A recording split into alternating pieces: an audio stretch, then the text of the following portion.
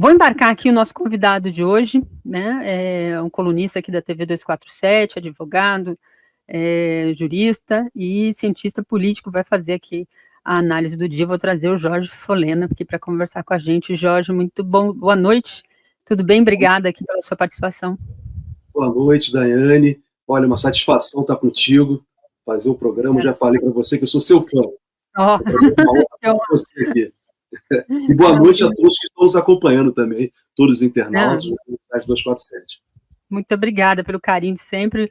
O Jorge escreve aqui toda semana, escreve 2, 3 artigos, às vezes por semana, são artigos importantes aqui, que ajudam também a gente a fazer o debate, e participa dos programas aqui com a gente, também tem uma profunda admiração a respeito, sempre faz uma análise muito séria, muito pegando ali aspectos da política que muitas vezes a gente passa desapercebido com um olhar jurídico ainda, né, que isso ajuda bastante. Aliás, o professor Alisson Mascaro comentou essa semana aqui no 247 sobre a absolvição feita pelo Tribunal Superior Eleitoral ao Moro, Sérgio Moro, e ele disse que o direito está pautado pela política. Queria abrir, inclusive, a nossa conversa aqui, porque você também escreve muito sobre essas questões, tratou sobre isso em alguns dos seus artigos. Como é que você viu essa absolvição e esse ambiente que ficou antes e depois de um possível acordão, né? O Flávio Vassolar estava no programa anterior falando justamente desses aspectos históricos que acabam sempre demonstrando que as elites,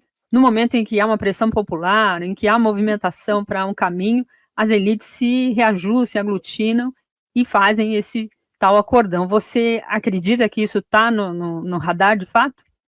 Ô, Daiane, sempre está. Primeiro, eu queria comentar muito rapidamente a oportuna manifestação do professor Alisson, que, de fato, para que as pessoas possam compreender, né, meu modo de ver, direito e Estado é a mesma coisa. Estado é a classe dominante.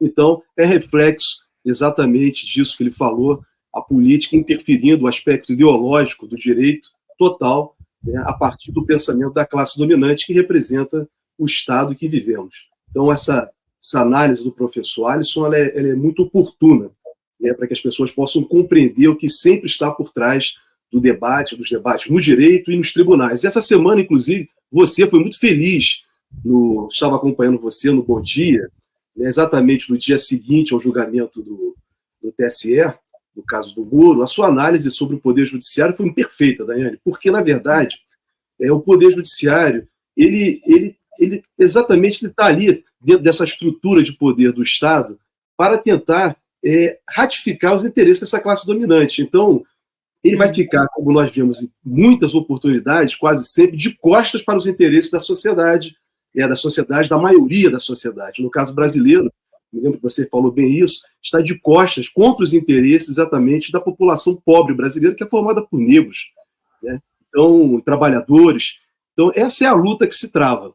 Né? Essa luta que se trava entre uma classe dominante de um lado e, do outro lado, a classe trabalhadora como um todo, dentro do jogo da luta de classe. A absolvição do Moro em si, agora entrando especificamente, primeiro, com relação ao comportamento do Tribunal Superior Eleitoral. Para mim foi muito preocupante o posicionamento do Tribunal Superior Eleitoral, porque, na verdade, ele se contrapôs à sua própria jurisprudência e ao próprio conceito de abuso de poder econômico. A jurisprudência do tribunal, inclusive num caso muito semelhante ao de Sérgio Moro, era até de uma ex-juíza no Mato Grosso, que foi afastada do processo eleitoral, em que teve abuso de poder econômico. No caso dela particular, na pré-campanha, ela recebeu o dinheiro do suplente da chapa dela, isso foi levado ao tribunal, na oportunidade para os outros candidatos que foram vencidos por ela, e o Tribunal Superior Eleitoral ratificou o entendimento legal do abuso de poder econômico. Com relação a Sérgio Moro, a meu modo de ver, há abuso de poder econômico sim, porque, na verdade, ele se apresentou como candidato a presidente da República. Ele usou toda uma estrutura partidária, no caso do Podemos, utilizou recursos do Podemos, ele tentou controlar o Podemos, quando ele não conseguiu controlar o Podemos, ele recuou, tentou uma candidatura ao Senado por São Paulo e depois ele volta para o Paraná. O comportamento ético, como foi manifestado pelos ministros do Supremo Tribunal Federal de Sérgio Moro, é inquestionável, ele não tem nenhum apreço à moral, ele nunca teve isso. Basta ver a atuação dele como juiz da Operação Lava Jato, né, que todos nós já sabemos, já foi desnudado. Nesse caso em particular, o que acontece? Ele era candidato a presidente da República, ele recebeu recurso como candidato a presidente da República, pré-candidato. Ele teve visibilidade como pré-candidato a presidente da República e depois recua para um cargo inferior, que é senador. Obviamente que os demais candidatos que estavam na mesma situação dele ficaram numa posição inferior diante do poder econômico que ele tinha. Se isso não é abuso de poder econômico, Daiane, sinceramente, eu confesso que tenho muita dificuldade. Mas, como advogado que sou, militante também, eu verifico exatamente isso, o comportamento dos tribunais em situações como essa, em que muitas vezes acaba prevalecendo interesses políticos e interpretações. Quando isso acontece, Daiane, é muito ruim para o direito e particularmente para a sociedade como um todo e para a democracia. Nós temos muita experiência disso no Brasil. Veja o que aconteceu nas interpretações esdrúxulas que o Supremo Tribunal Federal fez, por exemplo, quando pavimentou o impeachment da presidenta Dilma, abrindo o caminho para o Eduardo Cunha poder exatamente conduzir o impeachment da presidenta Dilma, a interpretação sobre a presunção de inocência, um princípio universal liberal, conhecido no mundo inteiro, que garante a presunção de inocência, as pessoas só serem presas depois de efetivamente condenado, com trânsito em julgado. O Supremo Tribunal Federal, em 2016, mudou a sua jurisprudência do nada, mas não era do nada. Nós sabíamos que aquilo era uma construção para tirar o presidente Lula do processo eleitoral de 2018, como de fato aconteceu. Mas nisso, não foi só prejudicial ao presidente Lula, não foi só prejudicial à democracia, foi prejudicial a milhares de pessoas daí, porque milhares de pessoas tiveram que cumprir a pena antecipadamente diante de uma interpretação esdrúxula como aquela que foi feita, e volto a dizer, agora meu modo de ver, também esdrúxula. Eu discordo frontalmente, né, do ministro Alexandre de Moraes. Eu entendo a interpretação que ele apresentou, mas, sinceramente, o argumento que ele empregou para dizer que o caso da senadora Selma, do Mato Grosso, e o do Sérgio Moro eram diferentes e não tinham abuso de poder econômico, é que ela recebeu o dinheiro do suplente, e o Sérgio Moro recebeu do fundo partidário. Ora, é pior. É pior ainda, meu modo de ver, é muito mais grave. Muito mais grave. Ele teve mais recursos que os demais candidatos. Então, Daiane, inegavelmente, decisões dessa natureza preocupam muito, muito. E nós temos que ficar sempre atentos. E volto a dizer, a luta que estamos travando no Brasil e as instituições, como o Tribunal Superior Eleitoral, teve e tem e terá uma importância muito grande, como o Supremo Tribunal Federal também, mas a luta que estamos travando no Brasil hoje ainda é contra o fascismo. É contra o fascismo. E o Sérgio Moro é um grande, né, expoente do fascismo. Eu diria que Jair Bolsonaro e Sérgio Moro são os dois grandes expoentes do fascismo. Só que eu considero que o Sérgio Moro é muito mais perigoso que o Bolsonaro. Porque o Bolsonaro vem das hostes da política, com todos os erros da política que ele carrega. Mas o Sérgio Moro não vem da política, ele vem da burocracia. E da pior burocracia, da burocracia repressiva, autoritária, como ele se posicionou o tempo inteiro que ele era juiz, e nós vamos vendo o comportamento dele quando ele foi ministro da Justiça, tentando emplacar o pacote anticrime, que era totalmente para criminalizar os pobres. O Congresso Nacional é que fez uma revisão, inclusive contra ele próprio como juiz, né, instaurando claramente no Brasil o princípio acusatório, dentro do processo penal, que o juiz não pode fazer como ele fez na Lava Jato. Então, Sérgio Moro é isso. É uma pessoa que não tem compromisso com as pessoas, não tem compromisso com o país, com a soberania e com o desenvolvimento. Saudando a todos que estão chegando aqui, dando like, pessoal. Obrigada. Maria Celeste Guimarães disse aqui, é muito bom ver e ouvir o Jorge, né? Falando aqui. A Rosa Maria também dizendo aqui, excelente dupla. Teve comentário aqui dizendo que era sua fã também, aqui, ó, Eliana Rodrigues, Jorge falando, eu sou sua fã de vocês dois aqui, nós somos fãs aqui, estamos ganhando, fazendo um fã-clube aqui, mútuo, para tudo quanto é lugar aqui, muito bom. Tem um comentário aqui do Beto Valmer, ele diz aqui, Helena, nossa justiça é partidária, né, e aí bota aqui cifrões, e principalmente partidária do ter poder, né, ele fala isso na afirmação, não faz isso perguntando, mas eu jogo para você. E aí, você citou o Alexandre de Moraes, né? Eu vou colocar aqui um trecho de um vídeo que circulou bastante esse corte nas redes dessa semana, de um comentário do Alexandre de Moraes falando sobre as ações, né, do 8 de janeiro e usando uma frase dita pelo Eduardo Bolsonaro antes das eleições, num desses cursos preparatórios aí da Polícia Federal, Polícia Rodoviária Federal, em que ele fala do cabo e soldado. Vamos ver. A cooptação e não dá alteração, vamos para o confronto. Vamos desacreditar o judiciário, que foi o que se tentou e o que se fez aqui no Brasil. Vamos para o confronto. Todos se recordam que bastava um cabo e um soldado para fechar o Supremo Tribunal Federal. O cabo, o soldado, o coronel estão todos presos, né? E o Supremo Tribunal Federal aberto e funcionando. Mas se disse que bastaria um cabo e um soldado. Como não foi um cabo e um soldado, foram milhares de pessoas que destruíram o prédio do Supremo Tribunal Federal. Se foi por confronto. Aí, por confronto ao judiciário para tentar exatamente garantir esse novo populismo. Aí a fala do Alexandre de Moraes essa semana, como eu disse, viralizou esse vídeo, esse corte, porque justamente ele dá aquela cutucada e demonstra também esse viés político também muito forte também do Alexandre de Moraes, que o Gilmar Mendes também sempre tinha, né, nas suas falas, o ministro Flávio Dino vem da política, vem do judiciário, depois vai para a política, volta para o judiciário, são características, personalidades que neste momento às vezes até é importante, porque faz o embate justamente daqueles que se utilizam, né, das tribunas para atacar. Mas como é que você viu essa fala dele, justamente na semana que muito se falava, aí não, vai ter um acordão, vai acabar e tal, e aí vem o Alexandre de Moraes dando essa, dizendo o cabo, o soldado e o sargento estão presos, mas até agora preso mesmo, ainda não chegou ali nesse guarda-chuva principal, né? Tem um general que ainda deveria responder, não está respondendo, tem ex-presidente que deveria responder mais, não está respondendo, né? Daiane, vou começar pelo fim.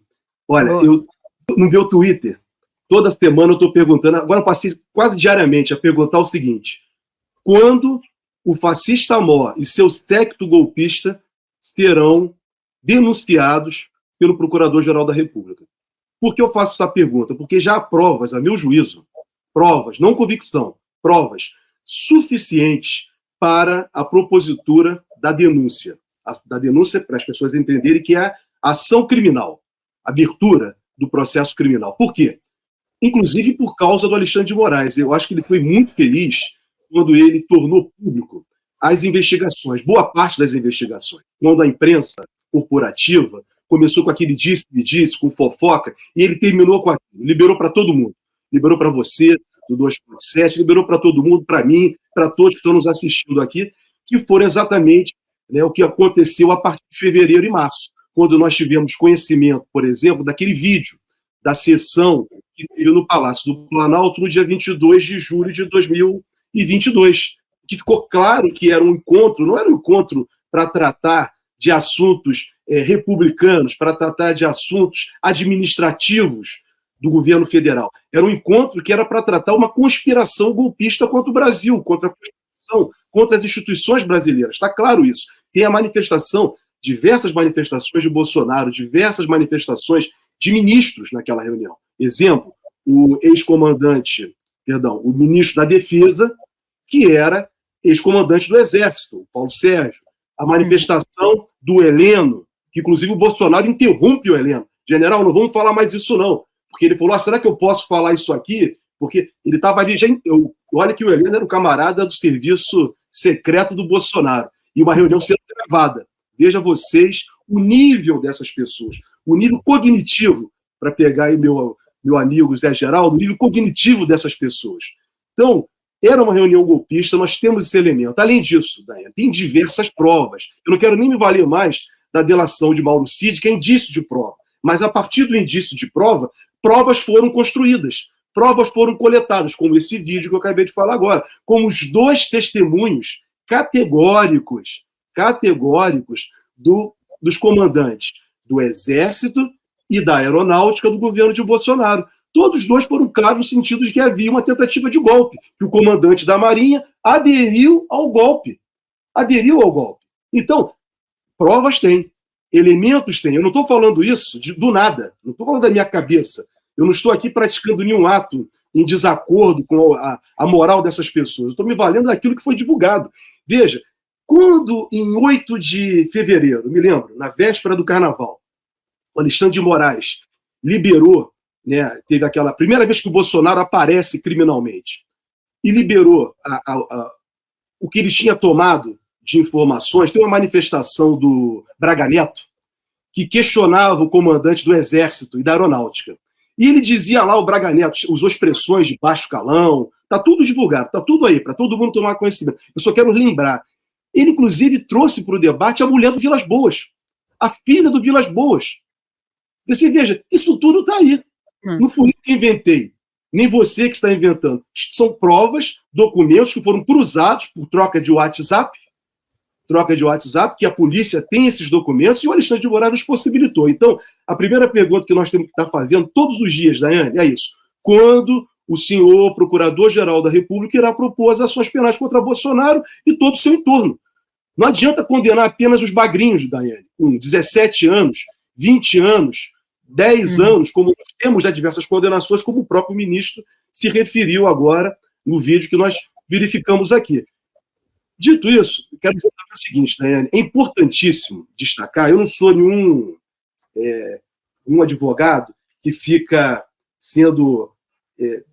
levantando a moral, louros de juiz. Não.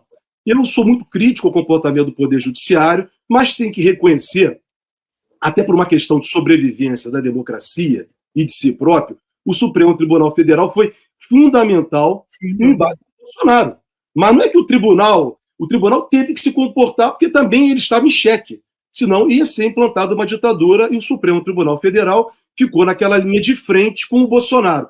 Quero lembrar que não foi apenas o Supremo Tribunal Federal. A Câmara dos Deputados e o Senado também. Na época do Rodrigo Maia, quando o Rodrigo Maia era o presidente da Câmara, o Bolsonaro agredia todos os dias o Rodrigo Maia. Todos os dias a Câmara dos Deputados. Ele começou a aliviar depois que o Lira assumiu a Câmara dos Deputados e fez aí sim um grande acordo no qual ele entregou o orçamento que deveria ser administrado pelo Poder Executivo, ele entregou para o Poder Legislativo, faz o que vocês quiserem. Quer dizer, é um absurdo que o Bolsonaro fez, a gestão dele no Brasil, sob diversos aspectos. Então, o Supremo Tribunal se colocou, né, como guardião, que tem que ser, da Constituição brasileira. Foi importante? Foi importante. Isso que o ministro Alexandre de Moraes falou, ao final, né, acabou, as pessoas estão presas. Mas não foi o Supremo Tribunal Federal, Daiane. Aí que está a questão. O ministro coloca como se fosse o Supremo Tribunal Federal, mas não foi. Quem assegurou a vitória da ordem democrática no Brasil com a eleição do presidente Lula? O presidente Lula foi fundamental nesse processo de garantia da democracia. Tenho dúvidas se o presidente Lula não tivesse participado do processo eleitoral, se os fascistas talvez tivessem êxito no projeto dele, em todos os sentidos. Então, a liderança do presidente Lula foi muito importante. Mas não é só também o presidente Lula. Mas, para mim, o que foi mais importante nessa história toda, Daiane, quem segurou a democracia brasileira, como sempre, foi a classe trabalhadora. Foram os mais pobres do Brasil. O melhor exemplo disso, para mostrar, para que todos possam compreender, a vitória esmagadora do presidente Lula, da chapa do presidente Lula, vamos colocar assim, porque era uma frente ampla, no Nordeste. Ou seja, é uma das regiões mais pobres do Brasil, até então, mas foi a região que votou em massa no presidente Lula. Ou seja, a classe trabalhadora brasileira é que garantiu a democracia. Eu não quero dizer que não teve trabalhadores que votaram no campo fascista. Infelizmente teve, mas a maioria, quem assegurou a democracia, quem tem até agora, mesmo com todas as dificuldades, conduzido o governo do presidente Lula, é o respaldo que essa maioria dá ao presidente. Então, Daiane, não foram as instituições que asseguraram a democracia. Quem vai assegurar a democracia será o povo. E, nesse particular, aí vem a questão da luta de classes. Serão os trabalhadores, serão os negros brasileiros que são assassinados todos os dias na periferia. Agora, infelizmente, nesse momento, tem alguma pessoa negra, pobre da periferia, sendo assassinada no Brasil. Então, essa é a realidade dura e cruel do nosso país. E a história brasileira, Daiane, está muito claro para mim, né, que é cada vez mais contundente, que todo esse processo de transformação do Brasil, o Brasil que nasce efetivamente, esse Brasil que nós conhecemos hoje, a partir de 1930, que o Brasil deixa de ser, começa o processo do Brasil deixar de ser um país dentro de um marco histórico rural para se tornar um país urbano e desenvolvido, é exatamente todo esse processo, até aqui, quem tem sustentado são a classe trabalhadora. O melhor exemplo disso foi a liderança de Getúlio Vargas, introduzindo o nacional desenvolvimentismo no Brasil, com um acordo, na verdade, aí acordo sim, entre trabalhadores e empresários para construir o Brasil, industrializar o Brasil, urbanizar o Brasil. Lógico que a classe trabalhadora saiu prejudicada nesse processo, mas sem esse acordo entre trabalhadores e patrões, nós talvez não tivéssemos esse processo que nós temos hoje. E o Brasil, Daiane, nesse curto período de tempo, se nós compararmos com os países da Europa, o avanço do Brasil é extraordinário, mesmo com todo o atraso e com uma elite escravocrata que existe nesse país até hoje. Então, esse povo trabalhador é que segurou Getúlio Vargas, veio segurar depois nas mãos de Juscelino Kubitschek, veio segurar nas mãos de João Goulart, e depois nas vitórias esmagadoras do presidente Lula, da presidenta Dilma, com o Partido dos Trabalhadores já nessa nova fase, né, já no século XXI, mas veja, a luta do Partido dos Trabalhadores se dá efetiva desde o processo de redemocratização, desde o processo constituinte, mesmo o Partido dos Trabalhadores não concordando com a Constituição que nós temos, acreditando que essa não era a melhor Constituição, essa era a proposta do partido, que o partido assim manifesta, mas o Partido dos Trabalhadores é que se tornou o grande protagonista nesse processo. Na eleição de 89, com Lula, depois nas eleições de 94, Lula de novo como segundo colocado, 98, 2002 a vitória de Lula, 2006, 2010, 2014, teve que tirar a classe dominante brasileira, teve que fazer um golpe que, infelizmente, né, contou com o apoio dessas estruturas institucionais brasileiras, que mesmo o povo brasileiro avançando, tentando ocupar espaço, né, me referindo agora à periferia, né, nós temos que verificar do governo do presidente Lula e da presidenta Dilma o avanço que teve a periferia brasileira. A juventude, que antes não podia estudar, negra, periférica, passou a ter acesso. Hoje temos doutores, mestres, pessoas no exterior, pessoas aqui no Brasil que são professores, cientistas brasileiros, vindos da periferia, o que jamais a classe dominante do Brasil permitiu. Jamais. Então, esse é o grande embate no Brasil do presente.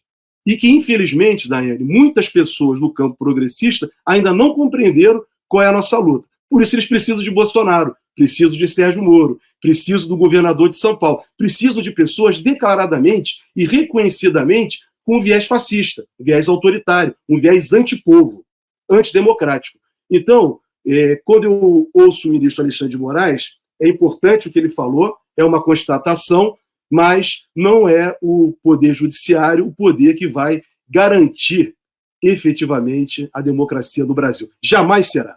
Jamais será. Só para concluir, Daiane, até porque foi feita uma pergunta por um internauta nosso, que colocou o Poder Judiciário como um poder político, até chegou a botar sobre o aspecto econômico. De fato, dentro da estrutura burguesa, liberal que nós temos, o Poder Judiciário é aquela estrutura que vem da burocracia, diferente do legislativo e do governo, que tem o respaldo popular, democrático, mas é a estrutura burocrática que a classe dominante precisa para fazer o freio e contrapesos contra a maioria, que está representada nos parlamentos e no governo, que assim possa ser. Então, a necessidade, né, e a compreensão que nós temos que ter qual é o papel efetivo de um Poder Judiciário. Isso invalida o Poder Judiciário? Não, porque nós estamos dentro de uma ordem liberal e dentro dessa ordem liberal que nós temos ainda, é assim que as coisas funcionam. Numa outra ordem, a forma de organização do Poder Judiciário se dá de outro viés, se dá com outro viés e de outra maneira, de uma forma mais respeitosa e não uma forma de concentração ou de poder que possa interferir em decisões governamentais. E aí o erro do Brasil que nós tivemos, da tal da politização da justiça, que infelizmente nos gerou pessoas como Sérgio Moro. Infelizmente. Vou ler aqui alguns comentários dos nossos internautas. A Regina Chaves diz aqui, o Gonê sumiu. É que é isso que você estava justamente apontando. A Leila Torres diz, Globo é perversa, né? E avaliza o golpe.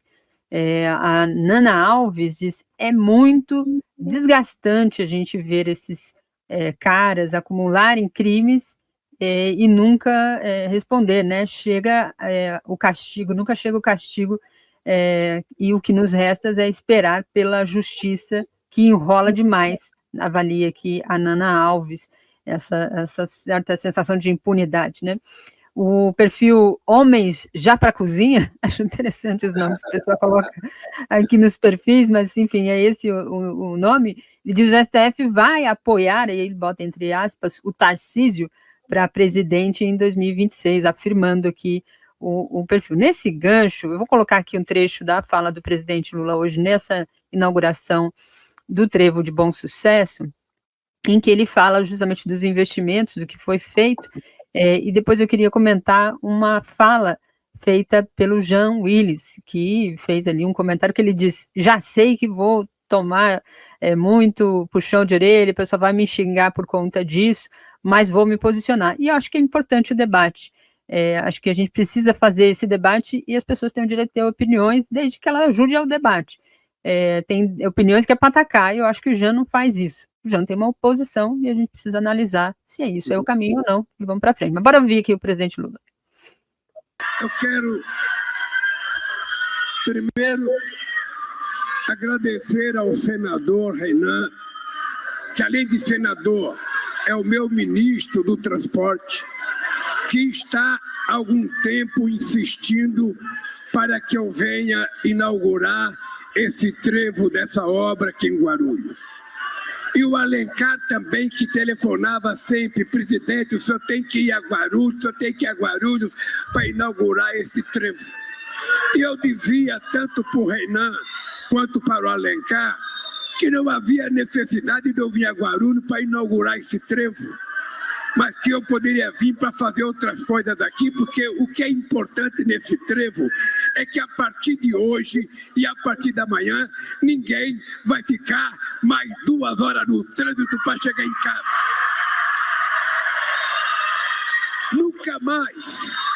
Nunca mais nenhum professor da Universidade Federal aqui vai pedir para mudar a universidade porque não conseguia chegar para dar aula em tempo correto.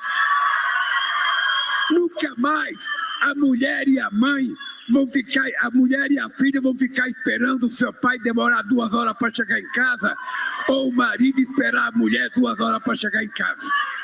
Esse trevo é uma demonstração de competência. Primeiro, do ministro Renan, segundo, da própria CCR, porque esse trecho estava previsto inaugurar o ano que vem, e nós antecipamos em 9 meses a inauguração desse trevo para facilitar a vida do povo de Guarulhos. Não é apenas isso, é que o Renan é muito humilde, e ele falou muito das estradas brasileiras, mas eu queria dizer uma coisa para vocês compreenderem. Em apenas um ano, em 2023, a gente investiu mais de rodovia do que o outro governo investiu em 4 anos nesse país. Em apenas um ano, nós investimos 4 vezes mais do que ele. Isso vale para o transporte, vale para a saúde, vale para a educação, vale para todas as obras que esse país precisa para se desenvolver, para crescer, para gerar emprego, para distribuir renda. Está aí a fala do presidente neste evento aqui na Guarulhos, né, na Grande São Paulo. Eu citei o caso aí do Jean Willis, vou colocar aqui a matéria, porque o Jean deu uma entrevista e fez uma análise ali sobre o futuro, né? Ele diz, na posição dele, que o PT deveria abrir mão da liderança, defendeu aqui a candidatura da Simone Tebet, diante de um cenário que as candidaturas têm que ir mais ao centro, E o Lula não deve ser, nesse desenho, né, ele está defendendo a candidatura, até o Lula não deveria ser candidato, porque ele acha que já, na opinião dele, já deu um caminho ali que não deveria ser perseguido. Eu queria colocar essa pauta, que eu sei que é espinhosa, sempre para falar, né, sobre esse assunto, mas, de fato, nós temos um problema, porque se não fosse o presidente Lula, inclusive isso é falado nessa entrevista, o apresentador diz a ele, mas se não tivesse o Lula, a gente não teria derrotado o fascismo. A figura do Lula é muito forte, foi isso que garantiu ela, e a extrema-direita tem força, e muita força ainda. Se sai o Lula, como é que ficamos? Essa foi a indagação que foi feita. E a defesa do Jean é de que é preciso justamente criar um caminho para que o Lula seja, segundo ele, um grande cabo eleitoral. Como é que você vê isso? Porque esse é um desafio também para o futuro. O Lula não é eterno na política. Ninguém é eterno na política. Ele está numa fase que ele diz que ele vai ser candidato, todo mundo defende isso, mas é preciso criar novas lideranças, é preciso que o país também consiga construir. Essa semana se falou muito do Haddad, né, como ele conseguiu fazer o embate ali, ele, do ponto de vista político, também fez é preciso reconhecer o papel de articulação que o Haddad tem feito, e essa ponte que ele consegue fazer também com esses setores de centro, né, não é a liderança que tem o Lula, não tem o histórico, a personalidade que tem o Lula, e essas lideranças no mundo são muito únicas, né? Não surgem assim tão facilmente. Então tem uma série de questões que está no radar também do desafio do campo progressista. Como é que você vê isso, Falena? Daiane, olha, acho que você foi muito feliz em trazer as duas matérias ao mesmo tempo e não separando-as. Por quê? Veja uma coisa, elas estão relacionadas. Primeiro, o comportamento do presidente Lula, do governo dele, diante de uma situação, diante dos trabalhadores. O presidente Lula destacou, é um governo que ele quer destacar como um governo humano. Ele quer governar para as pessoas. A fala dele é direcionada para as pessoas. Ao contrário do governo anterior, que era um governo além do seu aspecto fascista, econômico, um viés totalmente neoliberal, entreguista, despreocupado com as pessoas. Só quero lembrar uma coisa, Daniel, para nós tentarmos entender isso. Quando veio a pandemia, independentemente das mortes, que o Bolsonaro não ajudou ninguém, foi uma coisa muito infeliz, mas nos primeiros dias da pandemia, em março de 2020, assim que ela foi decretada, uma das primeiras medidas do Bolsonaro foi suspender os contratos de trabalho sem remuneração. Ou seja, um governo que não tinha menor preocupação com os trabalhadores, menor preocupação com aquelas pessoas mais fragilizadas que não poderiam sair de casa. E ele falou, contrato de trabalho suspenso, sem remuneração. Os sindicatos foram para cima, a sociedade gritou e ele revogou. Então, veja, Bolsonaro não teve, durante 4 anos, como falou o presidente Lula, nenhum comportamento com preocupação com as pessoas. Um governo só existe para atender a sociedade, para atender as pessoas. Mas o governo de Bolsonaro era um governo neoliberal que só atendia os financistas. Muito bem. Aí vem a questão do Jean Willis, e por isso eu quero falar a questão do neoliberalismo. Eu ouvi, agora aqui contigo, também ouvi mais cedo, a fala do Jean Willis. Eu acho que, primeira coisa, infelizmente, eu percebi nele assim, um certo falta de respeito, Daiane, com o presidente Lula. Diante da manifestação dele, que eu vi toda, completa, lá, eu acho que ele não foi respeitoso ao presidente Lula, que é um homem que já deu e tem muito a dar para o Brasil. Eu acho que ele desmereceu todo o trabalho do presidente Lula. Eu acho que ele não precisava fazer isso. Por outro lado, ele também diz que o governo do presidente Lula é um governo de centro-direita. Todo respeito. O governo do presidente Lula foi um governo que foi construído diante de uma frente ampla. De fato, há pessoas como a Simone Tebet, que ele cita, que ele indica para ser candidato a presidente da República, é uma neoliberal declarada.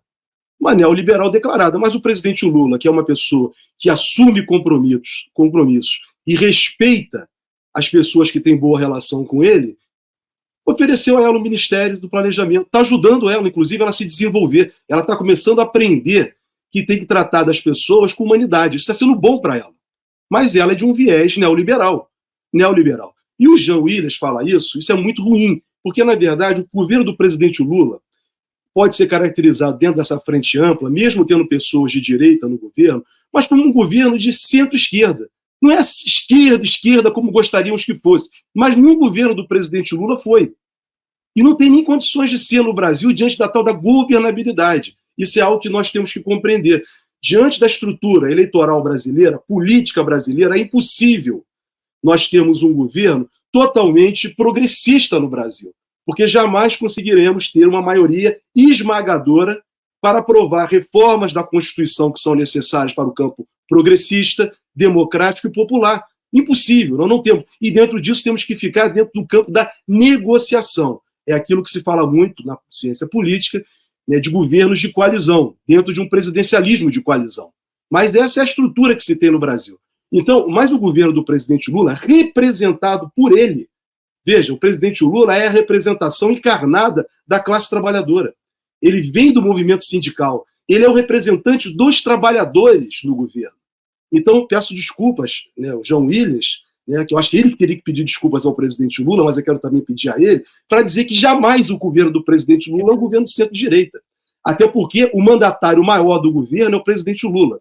E o presidente Lula é um homem que tem a origem dele, como eu falei, vinculada diretamente à classe trabalhadora brasileira. Gostando ou não, achando que o Lula ele tem uma posição moderada, que ele não tem uma posição tão socialista, mas ele é um legítimo representante da classe trabalhadora. Então, eu não consigo aceitar essa posição do Jean.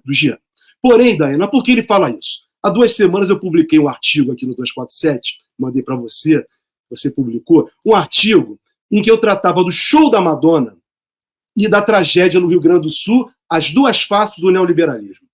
E é exatamente isso que o Jean Williams, a meu modo de ver, o comportamento dele na política tem representado ao longo do tempo. O Jean é uma pessoa, de fato, eu até considero que ele tem pautas importantes, mas são pautas identitárias. As pautas identitárias são importantes, a defesa, né, dos negros, a defesa das mulheres, a defesa das pessoas de opção sexual diversa, LGBTQI+, né? Tudo isso é importante, a pauta indígena é importante, mas essas causas não podem ser trabalhadas isoladamente. Elas não podem estar separadas, elas têm que estar unidas dentro do campo dos explorados, dos oprimidos. Então, estamos juntos. Esta é a questão da luta de classe. E me parece que o Jean, ele exatamente acaba, né, nas suas manifestações políticas, aí por isso que ele acaba, realmente as pessoas fazem críticas a ele. Porque ele procura apartar a questão da luta de classe da questão central do país e do mundo, da humanidade. Hoje, veja, o show da Madonna é a melhor forma de nós entendermos isso. Eu sou fã da Madonna, mas o show da Madonna foi um show, né, na sua forma de produção, que tratava de questões identitárias. Questões identitárias. E quem defende as questões identitárias são os neoliberais daí. E nesse artigo eu fiz questão, para não ficar numa opinião minha isolada, para ter um referencial teórico, científico, eu fui buscar uma opinião de Zizek, que no início dos anos 2010, 2011, se eu não me engano, ele estava tratando exatamente dessa questão identitária e dizendo e demonstrando que era exatamente o que ele chama de liberais, comunistas liberais, pessoas como Bill Gates, por exemplo, como o Bonovox, da banda do U2, que é uma pessoa que eu gosto também artisticamente, mas é uma pessoa que defende essas pautas identitárias. A própria Madonna. E essas pautas são pautas dos neoliberais. O melhor exemplo disso é o Jorge Soros e a sua Open Society. Né? Porque essa fundação do Jorge Soros é uma fundação que ele mesmo já declarou que patrocinou golpes para o fim da União Soviética, patrocina revoluções coloridas pelo mundo, mas trabalha com pautas identitárias, com o movimento negro, com mulheres, com questões indígenas, isoladamente. Ele procura tirar do debate exatamente o que nos preocupa. E aí vem o que aconteceu no Rio Grande do Sul. E nos possibilita hoje, o presidente Lula também está fazendo isso, no Brasil e no governo dele, a mostrar o que é um governo neoliberal. Tivemos diversos governos neoliberais do Brasil. Veja o governo de Porto Alegre e do estado do Rio Grande do Sul. Governos que privatizaram, governos que fizeram cortes orçamentários, governos que demitiram servidores e governos que não cuidaram da coisa pública nem das pessoas quando tinham que cuidar. Estavam a serviço de quê? Do senhor mercado. Essas são as pautas que o governador do Rio Grande do Sul falou que tinha. Ah, mas tem a questão orçamentária. Pô, a questão orçamentária, E como é que fica as pessoas? A questão orçamentária só interessa o capital. Eles é que sequestram o orçamento dos trabalhadores para pagamento de juros, de dívida, que sequer nós sabemos que dívidas são essas. Então, infelizmente, o Jean Williams, eu procuro tentar compreender ele, mas, na verdade, eu espero que ele se encontre politicamente. Esse é meu chamado a ele. Jean, se encontre, procure ver qual é o ponto central da luta no mundo hoje. De um lado, nós temos, como sempre, os exploradores, os capitalistas e os financistas hoje, que exploram inclusive industriais e comerciantes e prestadores de serviço. E do outro lado, nós temos a massa dos trabalhadores, classe média, operários simples, operários com carteira assinada, sem carteira assinada, donas de casa, doentes, idosos, do outro lado. Então, essa é a luta que nós travamos no mundo hoje. Essa é a compreensão. Isso não está separado. Isso está tudo unido. Então, eu acho que ele foi infeliz com relação ao presidente Lula. E quero dizer o seguinte, Daiane, quem tem que saber se vai disputar ou não a eleição, se sabe se tem preparo, capacidade e tem respaldo popular, é o presidente Lula. E depois o povo brasileiro, em saber o seu partido e o povo brasileiro saber se de fato ele é um candidato que se apresentará para a eleição de 2016 no Brasil. Me parece que ele tem todas as condições, está fazendo um governo com todas as dificuldades que são impostas politicamente, essas que eu me refiro estruturais, uma classe dominante selvagem, primata, em cima dele, e ele está ali resistindo, negociando com um, negociando com o outro, e tentando levar uma melhor condição de vida para os trabalhadores brasileiros. Veja, o desemprego diminuiu, os salários têm melhorado, as pessoas estão tentando recuperar a sua vida. Nós ficamos durante 6 anos, 2 anos de Temer e 4 de Bolsonaro, com governos que destruíram toda a estrutura de bem-estar social do país. Toda ela só drenou os recursos do Estado para o capital financeiro. E mais, inclusive destruindo com todo o parque industrial brasileiro, destruindo com a indústria brasileira. Daí a necessidade que o presidente Lula está tendo, e foi muito feliz o Atush, em falar hoje, no artigo dele, do 247, dessa aproximação do governo com os empresários. Esse é o nacional desenvolvimentista que eu estava me referindo, que inicia a partir de 1930. É assim que o Estado brasileiro se construiu. É assim que se forma o nosso patrimonialismo. É assim que se forma a política brasileira. Gostando ou não. Talvez, eu gostaria que fosse de uma outra maneira. Gostaria que fosse de uma maneira mais intensa pelo campo dos trabalhadores. Porém, as condições políticas ainda não se apresentam assim. Mas, dentro disso, o presidente Lula tem tentado construir esse arranjo político para tentar melhorar a vida das pessoas, garantir o desenvolvimento do país e uma coisa que eles deixaram para trás, inclusive o Sérgio Moro, toda essa turma, Bolsonaro, Temer e os neoliberais e esses golpistas fascistas, que não se preocuparam com a soberania do país, que é exatamente o seu povo. Como era de se esperar, tem muitos comentários aqui entre os nossos internautas sobre essa questão do Jean. Tem os mais serenos e tem aqueles que vão para já uma linha que é difícil até fazer a leitura aqui. Vou tentar, dentro de estabelecer aqui um caminho que seja sensato para nosso debate. Eu repito, eu acho que a gente precisa avançar também nisso, né, nas opiniões divergentes. O fulano conseguiu fazer aqui, mesmo divergindo, fazendo o contraponto e apontando a direção. Não dá para a gente tudo partir para uma linha de ataque pessoal, né, isso interdita o debate e é uma situação que nos preocupa, do ponto de vista, inclusive, de como a esquerda tem que debater.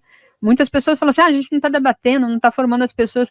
Acho que também tem um pouco desse ambiente, porque se qualquer posição divergente acontece uma situação que a pessoa se fecha, né, para até fazer o debate. Isso vale, inclusive, hoje o presidente neste evento aqui em Guarulhos tinha lá manifestantes grevistas que cobravam do presidente Lula um posicionamento em relação às reivindicações apresentadas pelos trabalhadores das universidades federais.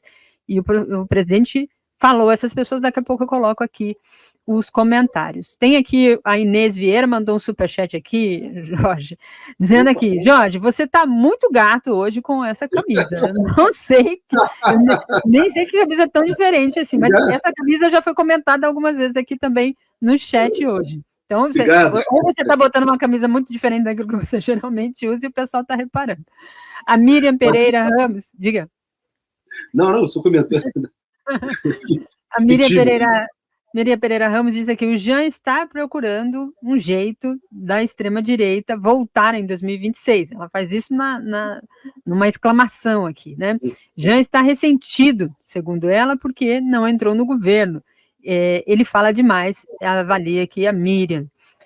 O Ricardo Garcês, também no Superchat, diz que o governo Lula é o melhor governo socialista, o melhor social-democrata, o melhor capitalista que esse país já teve. Nunca um governo fez o Brasil avançar social e economicamente. Tamo junto, disse aqui o nosso internauta Ricardo Garcês no Superchat. Obrigada a todos aí pela colaboração. Vou colocar aqui esse trecho do presidente Lula falando com os grevistas e falando da importância, né, dos trabalhadores de reivindicar, mas também fazendo ali um posicionamento em relação às posições do governo. Bora assistir.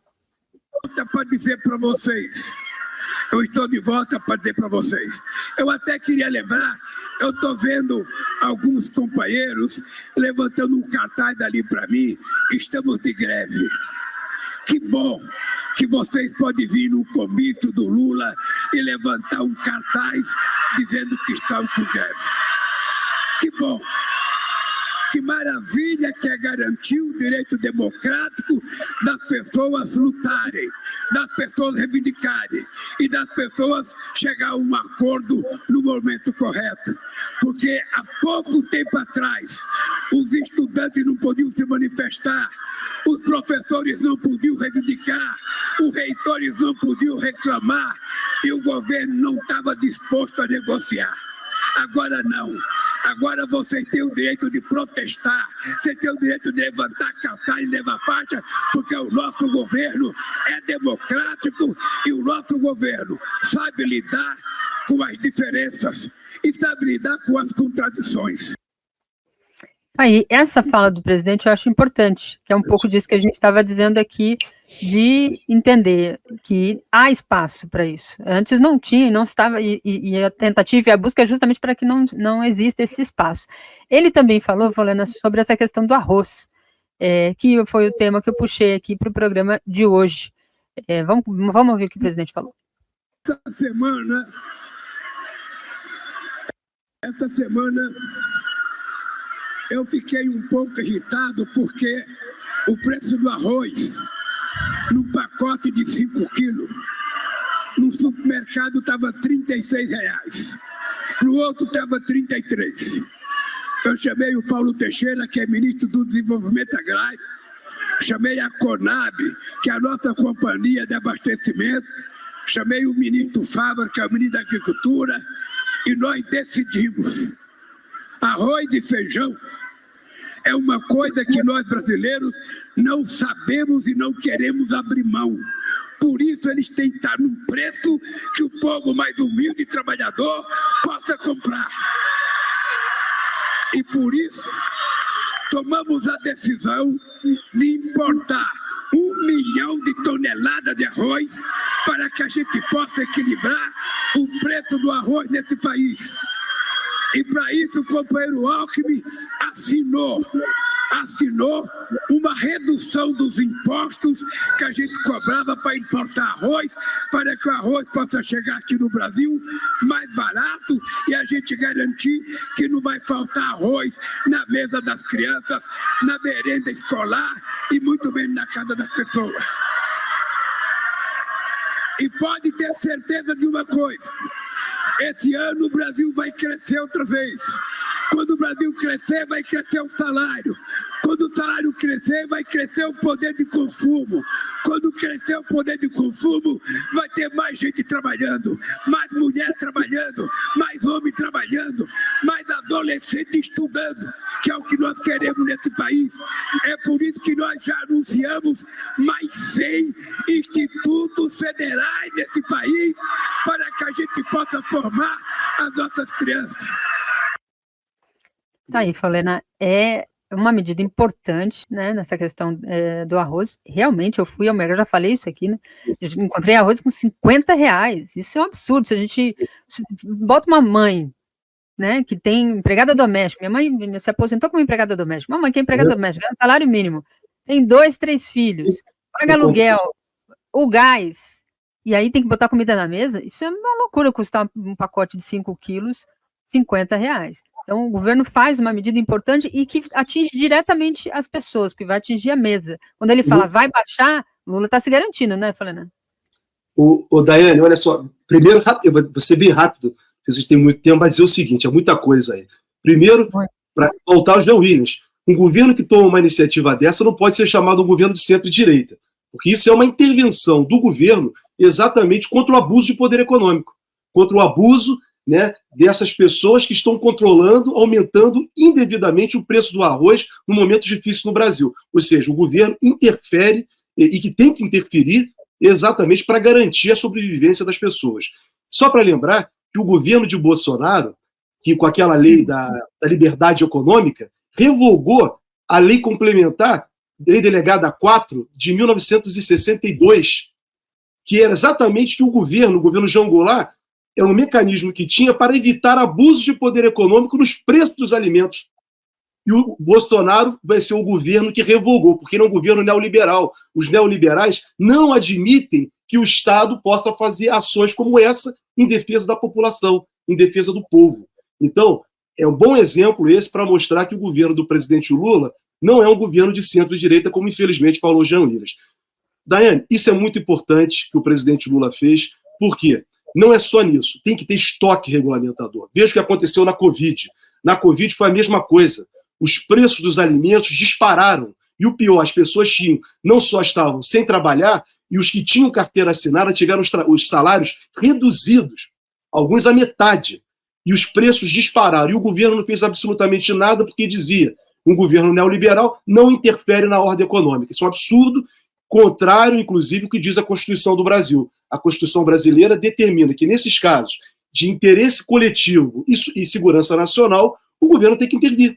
E exatamente está fazendo o presidente Lula, fazendo um estoque para garantir alimentos necessários. Mas tem que ser só para arroz, não. Tem que ser para muito mais coisa. Tem que ser para trigo, tem que ser para diversos outros itens, inclusive combustível. Inclusive combustível, porque combustível é bem essencial. Gás de cozinha que você citou, é muito difícil, Daiane, imaginar uma mãe na periferia, como você falou, ganhando um salário mínimo, às vezes até menos de um salário mínimo, que tem pessoas que não respeitam os direitos trabalhistas elementares, tendo que comprar um botijão de gás de R$120, Daiane. Então isso é uma coisa assim irreal. Por isso que é importante termos uma Petrobras em que o governo exerça o seu controle sobre a empresa, para garantir o desenvolvimento do Brasil e garantir exatamente que os combustíveis, o Brasil sendo um dos maiores produtores de petróleo, garantir que o combustível chegue às pessoas num preço justo. Daí a necessidade de ampliar as refinarias. Porque sem refinaria, o Brasil tem que importar derivados de petróleo, que foi um erro grande dos governos de Temer e de Bolsonaro, que é o contrário, ao invés de construir, eles privatizaram refinarias. Voltando à questão dos professores, Daiane, também é importante dizer, claro que é fundamental, né? Estou junto com os professores nessa, estamos juntos na questão da melhoria dos salários da categoria, do magistério. Isso é importante, num Estado democrático, isso é fundamental. Cabe ao governo negociar e apresentar uma proposta que seja melhor para a classe dos professores.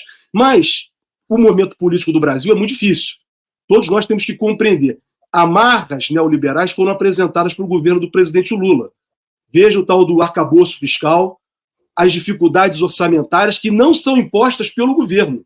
São impostas pelos neoliberais, pelo mercado financeiro, via Congresso e via Poder Judiciário. Daí aquela história do início que eu me referi do papel do Poder Judiciário. Então, é esse encontro, né, que nós temos que ter em mente nesse momento. Porque a grande luta que estamos travando no Brasil hoje, Daiane, a grande luta é contra o fascismo. E aí, se nós abrirmos com o discurso que a fala do Jean hoje, se nós também radicalizarmos muito as greves nesse momento, nós vamos abrir o flanco para o fascismo. O fascismo só foi abatido temporariamente, eleitoralmente. Ele está aí. Está aí. Sequer foram punidos ainda. sequer foram presos. Bolsonaro só teve uma inelegibilidade, mas ele está fazendo campanha eleitoral pelo país inteiro. Então, a grande luta do Brasil hoje, nesse momento, é isso que a classe trabalhadora tem que compreender, porque é ela que segurou isso, é a luta contra o fascismo. Porque se o governo do presidente Lula fracassar, eu espero que isso não aconteça, os fascistas voltarão. Então, daí a consciência... E voltam com força, né? A consciência de classe que nós temos que ter, e o campo progressista tem que compreender isso nesse momento. A nossa luta agora é contra o fascismo, que está representado, que é a força de tropa, força de choque do neoliberalismo dos financistas. Então, desses muito ricos, o menos de 1% do mundo. Bolsonaro é a tropa de choque deles, Milei também. Então, aí para isso, a desordem que eles fazem é para ter nenhum controle do Estado, que o arroz possa custar R$100 um quilo de arroz, que o mercado se regula. Que história é essa, Daiane? O mercado não se regula coisa nenhuma. Quem vai regular o mercado é o governo dizendo para ele, você não vai aumentar. Mas para isso tem que ser um governo que tenha um viés democrático, popular e progressista, que me parece que o presidente Lula encarna isso. É essa a impressão que eu tenho e é a constatação que eu levo comigo. Eu não consigo ver diferente. Óbvio que temos que fazer críticas ao governo. Óbvio que temos que fazer críticas ao presidente Lula. Ele não é super-homem, ele não é um deus. Mas temos que compreender também a conjuntura do país e unirmos forças no campo progressista. E não jogar para baixo o governo. Temos que unir força para sustentar o presidente Lula. Porque o cenário político é muito difícil. Você sabe disso. Você debate todos os dias, pela manhã eu te ouço lá com maior atenção. Maior atenção, porque você, você retrata muito bem, analisa muito bem os problemas e com um viés muito importante, Daiane. Eu já falei isso para você, te mandei um dia desse e fiz até um corte numa entrevista que eu dei. Você é a representação hoje que o Brasil deu certo, está dando certo e tem futuro. Sim. Representação da periferia, da juventude. Então o Brasil não está parado, o Brasil está em movimento, ao contrário do que a classe dominante quer nos inculcar. A classe dominante quer nos colocar que o Brasil está parado, está perdido nada. A juventude da periferia está em ebulição, está se transformando.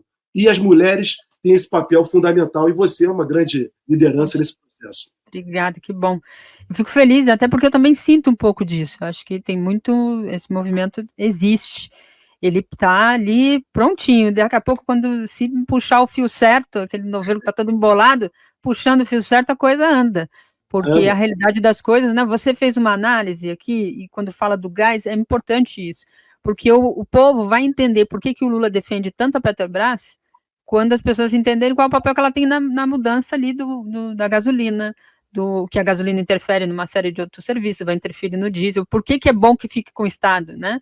Eles tentaram embutir essa tese da corrupção, petrolão, não sei o quê, justamente para queimar isso, porque o povo tinha na Petrobras essa visão de que a Petrobras é importante para a soberania, a Petrobras é importante para a nossa segurança. Foi nesse processo que eles saíram desmembrando a Petrobras de cabo a rabo. Então é importante o povo entender que no gás dele só vai baixar se a Petrobras for forte e não para pagar dividendos, mas para servir ao país.